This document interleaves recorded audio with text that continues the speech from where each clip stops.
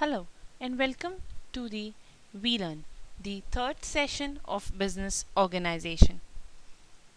In this session, we were discussing about the forms of business organization, and topic will be cover introduction to the form of business organization, sole proprietorships, its meaning, feature, merits, demerits and suitability, joint Hindu family.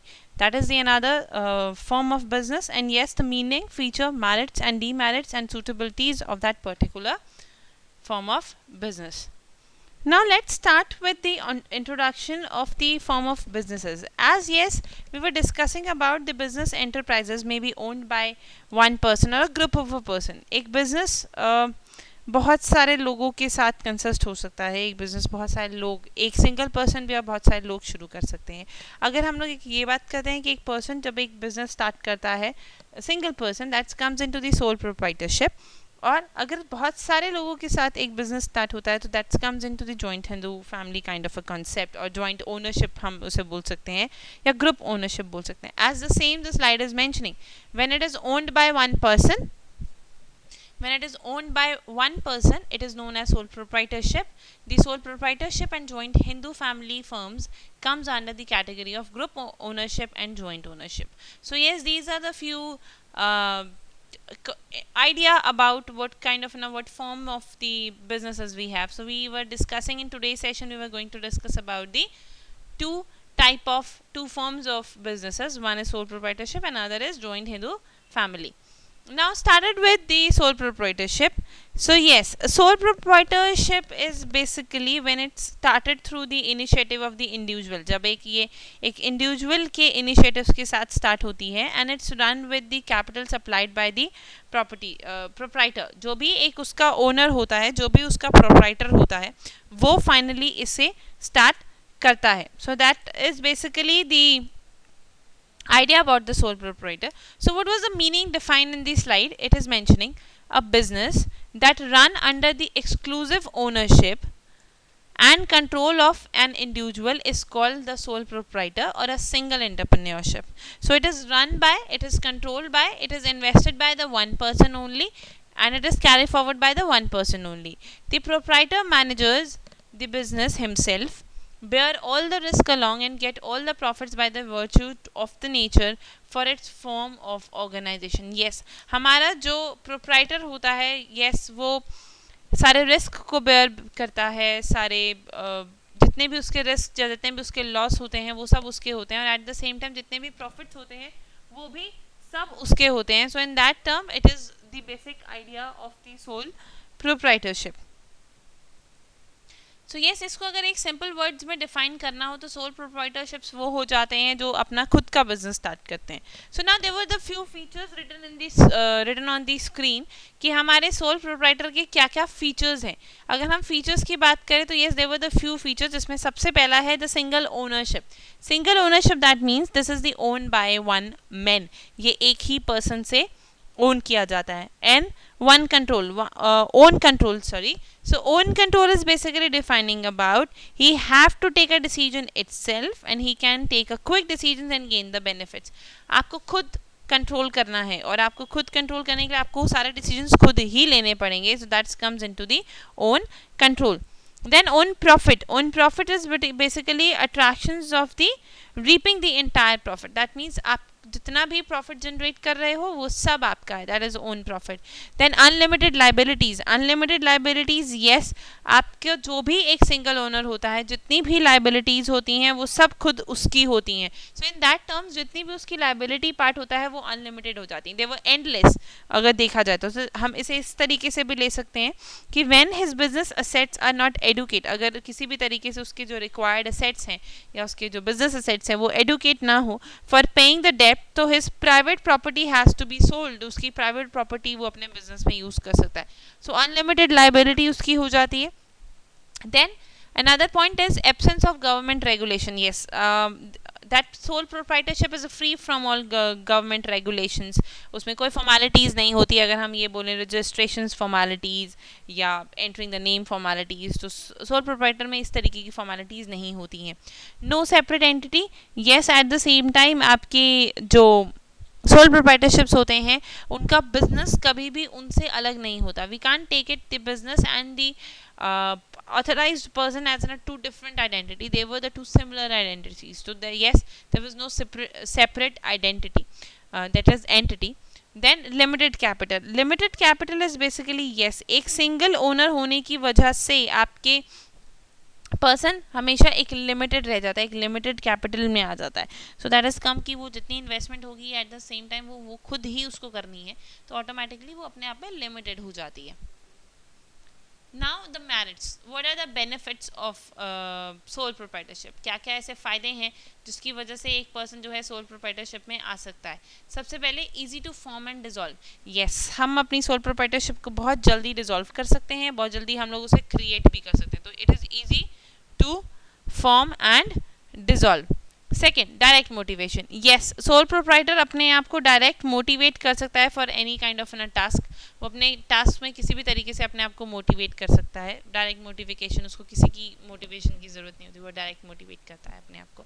Then absolute control. Absolute control, उसके business पर उसी का पूरा control होता है, किसी भी तरीके की और इंटरफेरेंस या किसी भी तरीके की रिस्ट्रिक्शंस नहीं होती हैं. देन द बिजनेस सीक्रेसी की बात करें तो येस, उसके बिजनेस के जितने भी सीक्रेट्स हैं वो उसे पता है. बिजनेस की क्या ऐसी इन्फॉर्मेशंस हैं जो कि हर एक ओनर के पास होनी चाहिए, तो उसके पास वो सारी इन्फॉर्मेशंस होंगे और ये इन्फॉर्मेशन उसको किसी के साथ शेयर करने की ज़रूरत नहीं पड़ती. तो एक बिजनेस सीक्रेसी बनी रहती है. Promptness in the decision making. Yes, being in a single owner is not required to consult anyone while taking any kind of a decision. So that is why the promptness in the decision making, कि उसका ही single contribution होता है किसी भी तरीके के decision making के अंदर. Then another is flexibility in the operation. Yes, if the situations require changes in these strategies, मान लो किसी भी तरीके के external environment में किसी तरीके के changes हैं, या हमारे सोल प्रोप्राइटर हमारे बिजनेस जिस बिजनेस सिनेरियोस के अंदर वो काम कर रहा है उसके अंदर किसी तरीके के चेंजेस हैं, सो single proprietors easily brought that change. वो बहुत आसानी से उस चेंज को अडॉप्ट कर लेते हैं. That is comes into the flexibilities in operations. Then personal relationship. Yes, it is more or less the personal touch, क्योंकि उसका खुद का बिजनेस होता है, खुद की सेटलमेंट होती हैं. So there were always some religious and cultural touch in that case. Credit standing. Yes, जितनी भी क्रेडिबिलिटीज़ होती हैं, जितनी भी आप ये कह लीजिए जितने बेनिफिट्स लेने हो, जितने भी अब एप्रिसिएशंस लेनी हो, वो एक उस सिंगल ओनर की ही होती है. That is why the credit standing. Then limited regulations. There was no regulations by government. हमारी गवर्नमेंट फ्री सोल प्रोप्राइटरशिप्स को प्रमोट करती है, so there were limited regulation. Then independence. हमारे सोल प्रोप्राइटर्स अपने आप में इंडिपेंडेंट होते हैं, किसी भी पार्टी की इन्वॉल्वमेंट इसके अंदर नहीं होती है. So that is Y one of the benefit is this independence. And yes, development. Business की जितनी भी डेवलपमेंट है, बिजनेस की जितनी भी ग्रोथ है, वो सब हमारी सोल प्रोप्राइटर्स की ही होती है. Then we were moving towards the demerits of the sole proprietorship. Yes, if there is a merits for the particular situation, so there is a demerits also. So हम लोग ये demerits को discuss करने वाले हैं कि वो demerits क्या क्या हैं. सबसे पहले limited capital. Very obvious, single contributor होने की वजह से, सिंगल ओनर होने की वजह से जितनी भी कैपिटल इन्वेस्टमेंट्स होती हैं वो सब हमारे सोल प्रोप्राइटर की हो जाती है. तो इस केस में उसकी जो कैपिटल इन्वेस्टमेंट होती है वो ऑटोमेटिकली लिमिटेड हो जाती है. So that is by limited capital. Then limited managerial skill. Limited managerial skill is basically जिस भी कैपेबिलिटीज़ के साथ एक पर्सन परफॉर्म कर रहा है, अपने बिजनेस को चला रहा है. We all know that to start a business, to manage a business, to carry forward a business, हमेशा एक मैनेजरियल स्किल्स की ज़रूरत होती है. सो इन दैट केस अगर एक सिंगल ओनर है, एक सिंगल पर्सन है, तो दैट्स वेरी ऑब्वियस कि उसकी मैनेजरियल स्किल्स उतनी ही लिमिटेड हो जाती हैं. सो एक मैनेजरियल लिमिटेड भी इसका एक ड्रॉबैक है. Then unlimited liability. That is one of the biggest drawback कि उस जितनी भी लाइबल पार्ट होगा, जितनी भी लाइबिलिटी पार्ट होगा, वो सब उस पर्सन का हो जाता है. That is why unlimited liability. Then uncertainties of continuity. Uncertainty of continuity is basically saying that the growth of an business success growth of a business success very much depend upon the personal qualities of proprietor. हम ये कह सकते हैं कि ये एक business की जो ग्रोथ होती है, उसके सक्सेस की, वो उसके पर्सनल क्वालिटीज़ पर ज़्यादा मैटर करती है कि उसके ओनर्स की क्वालिटीज़ कैसी हैं. So any kind of a illness, permanent disabilities और death kind of a happening in the for the proprietor is basically the business to be still stand still. ये एक ऐसा कॉन्सेप्ट हो जाता है कि अगर प्रोप्राइटर को ही कुछ हो गया तो अल्टीमेटली बिजनेस को कौन कैरी फॉरवर्ड करेगा, क्योंकि द सेम थिंग इज कि बिजनेस की डिपेंडेंसी अपने उस सिंगल ओनर पर ही होती है.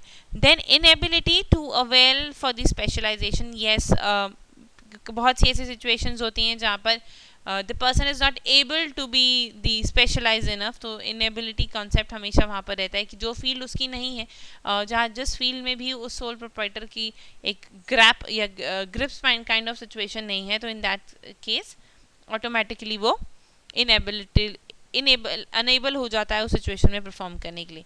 Then hasty decisions is basically through quick decisions it is define the advantage. Sometimes the decision taken is in the hurry is likely for the spell ruin to the business. Yes, hasty decisions बहुत जल्दीबाजी में लिए गए decisions. तो अगर बहुत जल्दबाजी में लिए गए डिसीजंस होते हैं, that very obvious it leads to the some kind of losses or some kind of wrong decisions जो कि आपके पूरे के पूरे बिजनेस को स्पॉइल कर सकते हैं.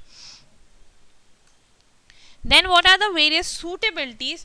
हमारे बिजनेस के अंदर सोल प्रोप्राइटर्स कहाँ कहाँ सूटेबल होता है, यानी कि what was the various situations जहाँ पे वो सूटेबल हो सकते हैं. सबसे पहले where the product can not be standardize and have to be made to the order. जहाँ पर हमारे प्रोडक्ट स्टैंडर्डाइज नहीं है और ऑर्डर फॉर्म में बनाए जाते हैं. दैट मीन्स कि इंडिविजुअल कस्टमर से हम हर तरीके के ऑर्डर प्लेस कर रहे हैं, तो in that case sole proprietorship is the best option. Then where the product technology is simple and the capital required as well as the risk associated was not so heavy. That means बहुत ही low risk, बहुत ही low capital requirements, बहुत ही low technology की ज़रूरत है, तो उस case में भी sole proprietorship को promote किया जाता है. Where the taste and the fancies of the individual customs play an important role in the case of the tailoring and the hair dressing. Yes, अगर किसी भी तरीके से हम इस बिजनेस के अंदर हैं जिसके अंदर बहुत ज़्यादा टेस्ट एंड प्रेफरेंसेस जो हैं वो कंज्यूमर्स की मॉडिफाई होती रहती हैं, तो in that condition is sole proprietorship is one of the good option. Then where the changes in the fashions are frequent. अगर हमारे फैशन के अंदर जो चेंजेस हैं वो बहुत ज़्यादा फ्रीक्वेंट हैं, बहुत क्विकली हो जाते हैं, तो in that case sole proprietorship is one of the suitable business. Then next is where the professional services are to be offered as in a case of a painter, photographer, lawyers, doctor. Yes, अगर आपको किसी भी तरीके की professional service के अंदर deal करना है, अगर आपको आप प्रोफेशनलिज्म के अंदर हो, तो इन दैट केस आप सोल प्रोप्राइटरशिप को अडॉप्ट कर सकते हो. Then where the prompt decisions and a quick action is called for, as in the case of the speculative business. हमारा एक ऐसा बिजनेस है जिसमें बहुत ज़्यादा क्विक डिसीजंस लेने की ज़रूरत है, जिसमें बहुत ज़्यादा prompt decisions लेने की ज़रूरत है. So in that case भी sole proprietorship is a good option for that nature of a business. Then where the government takes a favors individual enterprise and encourage them, it set up the small scale unit in the industrial estate or in the backward regions. So where the government itself favor the individual entrepreneurs and encourage them, and उन्हें favour हमारे जितने भी governmental changes कह लीजिए या governmental में जितने भी अपडेशंस होते हैं गवर्नमेंट इश्यूज में related to small scale units and all, तो उसकी अपडेशंस भी कराने के लिए the sole proprietorship is one of the good decision. Then for the people who love freedom of action and who like to pursue the independent way of life, वो लोग जिन्हें थोड़ा सा लाइफ इंडिपेंडेंटली जीने की आदत होती है उनके लिए भी soul proprietorship is one of the good option. So now we were moving towards the Hindu undivided family. Hindu undivided family, which is also known as the joint Hindu family, जिसके बारे में हम डिस्कस करने वाले. तो this is the form of a business organization in which the family possess some inherent property, यानी कि property के पर्सन्स के पास अपनी खुद की कुछ प्रॉपर्टी होती है और उसी प्रॉपर्टी को they used to turn it as in a business, as in a family business. So that comes into the joint Hindu family. And in that case there were the karta, the head of a family manages its affair. जितना भी पूरा business होता है एक family का, उस business को जो सिंगल पर्सन हैंडल करता है, जो जो अपडेशंस करता है, दैट इज करता. And yes at the same time this basically working into कि आप अपनी ही फैमिली बेसिस पर सब लोग एक बिजनेस स्टार्ट करते हैं. Then it comes into the existence by the operations of the Hindu law and not out contact between the members and coparceners, yes that is the same कि आपका joint Hindu family में होने वाले जितने भी loss, जितने भी ऑपरेशंस होते हैं, वो सब के सब आपके हिंदू लॉ के अंदर आते हैं. उसमें जितनी भी चीज़ें फॉलो होंगी वो हिंदू लॉ से फॉलो होती हैं, और it is not related to the contract between members and their its co partners. Then thus the joint Hindu family business is a business by the co-penishers of the Hindu undivided estate following the Hindu Succession Act 1956. A female relative of the decide male co-petniciers will have a share in the co-petitionary interest after the death, and that is the same concept कि अगर joint Hindu family के laws को आप follow करते हो and there was a certain changes in that kind of a law, तो in that case जितने भी, या ये कह लीजिए कि वहाँ पर किसी भी तरीके की uncertainties की वजह से you were suffering or facing certain drawbacks kind of, तो in that case जितनी भी फीमेल पर्सन होते हैं उस फैमिली के, दे एक्चुअली या they can get the benefit from that particular property. That is the examples of joint Hindu family. Now we are moving towards the status of HUF. So status, there were the certain features के अंदर सबसे पहला है the status. Status is basically the membership of the family business is the result of the status arising from the birth in the family, and hence there is no question of a member being discriminated in the term of minority majority on the basis of age. एक member के family में born होते ही उसको एक automatically एक member consume कर लिया जाता है कि यस वो एक पर्टिकुलर इस टाइप के मेंबर, इस पर्टिकुलर बिजनेस के अंदर मेंबर बनेगा, और इसके अंदर किसी भी तरीके के माइनर्स या मेजर जैसे कॉन्सेप्ट को फॉलो करने की ज़रूरत नहीं होती है. Then male members, only male persons and not majority, only the male members and not the female can be claim the co-petition interest of the joint Hindu family firm. That is very obvious. हमारा जितना भी joint Hindu family firm है वो male members ही चलाते हैं. Then कर्ता is basically the head of a family जो कि सारे concepts को, सारे affair business affairs को देखता है. So कर्ता is basically the right to manage the business is based in the Kartas alone, and he has the authority to obtain the loan through the mortgage for the purposes of the businesses. So liability are basically कि जब हम किसी भी तरीके की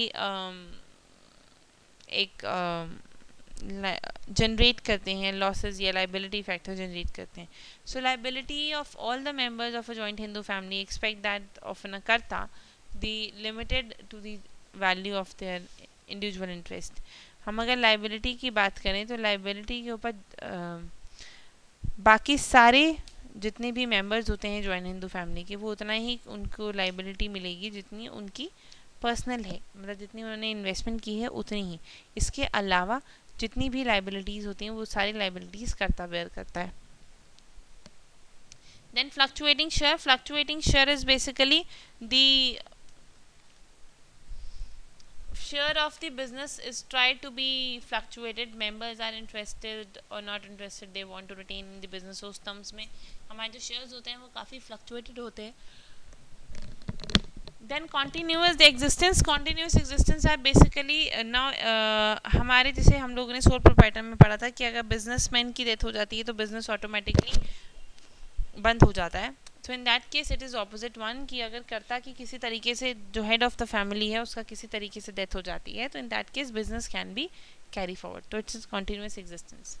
now merits of joint Hindu family. Joint Hindu family के कौन कौन से मैरिट्स हैं? सबसे पहले एश्योर्ड ऑफ ना शेयर इन प्रॉफिट. येस, एक एश्योरेंस होती है कि आपका फैमिली बिजनेस है तो आपको इतना प्रॉफिट तो होगा ही होगा. फ्रीडम टू करता किसी भी तरीके से काम को परफॉर्म कर सकता है, उसको अपनी एक फ्रीडम होती है. कोऑपरेटिव एफर्ट्स, ये सबके एफर्ट्स से मिलाकर बनता है, that is cooperative efforts. Then sharing of a knowledge and the experiences, that is कि जब एक पर्सन अपनी नॉलेज और अपने व्यू पॉइंट्स को एक्सप्लेन करता है, so in that case joint Hindu family have an a chance कि आप उस नॉलेज को, उस एक्सपीरियंस को शेयर कर सको. Then inclusions of the fine value of a life. That means every member of a family get on opportunity for the practical in the business, and the quality of quality of sacrifice duties and discipline. Yes, अगर हमें किसी भी तरीके की value generate करनी है तो उसके लिए हमें उतना ही परफॉर्म भी करना पड़ेगा. सेक्रीफाइस पार्ट, ड्यूटी पार्ट, हमें ये सब परफॉर्म करना पड़ेगा just to raise a value to the business. Now insurance against the contingency. Insurance against the contingency is, it is serve as the insurance cover from maintaining the children's widows members of a family. तो जितने भी थोड़े से dependent parties हमारी family के अंदर होती हैं उनको सपोर्ट करने के लिए इंश्योरेंस अगेंस्ट कंटिजेंसी बनाया गया है. And then finally limited liability. That means yes, आपके मेंबर का ये एक एडवांटेज है कि आपकी जितनी भी लाइबिलिटीज़ होती हैं वो लिमिटेड होती हैं, क्योंकि जो भी लाइबिलिटी होगी वो सारे मेंबर्स में उनके हिसाब से बढ़ जाएगी. Then demerits of joint Hindu family. सबसे पहले लैक ऑफ मोटिवेशन, आप खुद को सेल्फ मोटिवेट नहीं कर सकते, so forget it. Then unlock unfair to the co-partner. Unfair to co-partner in the sense कि अगर आप किसी भी तरीके के बिजनेस में हो and you are not satisfying that business, और अगर आप वो बिजनेस छोड़ के चले जाते हो तो इट्स अ को-पार्टनर्स काइंड ऑफ, कि आपके जो भी रिस्पेक्टिव को-पार्टनर्स हैं उन पे एक कहीं ना कहीं अनफेयर प्रैक्टिसेस होंगी. Then scope for the misuse. Chances रहते हैं हमेशा कि आपका जो स्लाइड्स हैं वो मिसयूज हो जाए. Then limited resources. Limited resources in the terms that कि being in that limited resources आपके पास